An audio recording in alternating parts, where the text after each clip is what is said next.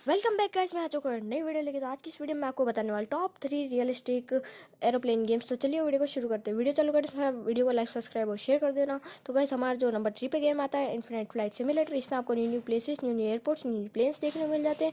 और जो हमारा अब नंबर 2 पे जो गेम आता है गाइस, एक्स फ्लाइट सिमुलेटर, इसमें भी आपको न्यू न्यू एयरपोर्ट्स इसमें ज़्यादा देखने को मिलेंगे और प्लेन्स भी आपको अच्छे जगह से देखने को। गाइस, नंबर 1 में आपको फ्लाइटर जेट मिल जाएगा। इस गेम का नाम है स्काई वॉरियर्स एरोप्लेन गेम्स। ये प्ले स्टोर पे अवेलेबल है, बहुत लो एमबी का है। तो गाइस, मैं मिलता हूँ आपसे नेक्स्ट वीडियो में, तब तक के लिए बाय बाय।